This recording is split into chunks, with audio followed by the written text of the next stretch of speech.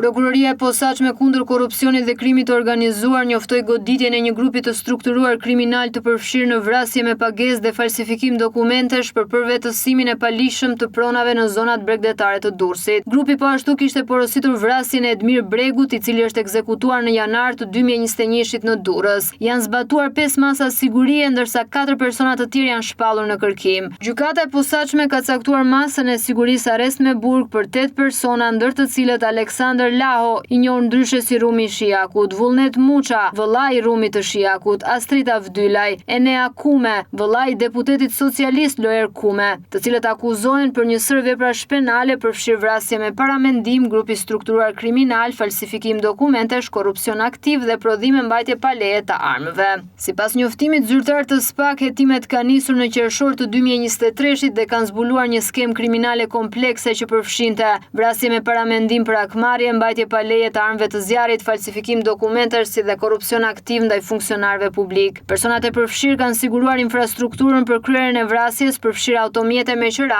armë zjarri, banesa dhe mbikëqyrje të vazhdueshme të viktimës Edmir Bregu, thuhet në njoftimin e SPAK. Hetimi ka çuar në identifikimin e autorëve të dyshuar për vrasjen e Edmir Bregut, ndodhur në 24 janar 2021 në Durrës. Si drejtuesi i grupit të strukturuar kriminal dhe si porositësi i vrasjes dyshohet shtetasi Astrita Vdyli në shenjë akmarrje për tentativën për të vrarë nipin e tij, njofton SPAK. Si pjesë e këtij grupi kriminal janë identifikuar edhe ekzekutorët e dyshuar, ED dhe AD, ndërsa përfshirja e shtetasëve të tjerë po hetohet. Një tjetër deg i grupit të strukturuar kriminal kishte si objektiv përvetësimin e palishëm të tokave në zona turistike të Lalzit dhe Shetajt. Sipas SPAK, këta shtetas kanë falsifikuar në mënyrë të organizuar dokumente të pronësisë, duke përfshirë aktet e marrjes së tokës në pronësi dhe regjistrat e kadastrës për të kaluar prona publike në emër të individëve që shpesh nuk kishin dieni për përfitimet e supozuara. Qëllimi përfundimtar ishte shitja e këtyre pasurive tek individ apo kompani të interesuara për investime në zonën bregdetare të RRS Bardh dhe Kepit të Rodonit, theksohet në njoftim. Në kuadër të hetimeve është ekzekutuar sekuestrimi preventiv i 11 pasurive me një sipërfaqe totale prej 254.300 m2 në zonën bregdetare të fshatit Shetaj të Durrësit. SPAK thekson se këto prona janë regjistruar në mënyrë të palishme përmes falsifikimeve masive.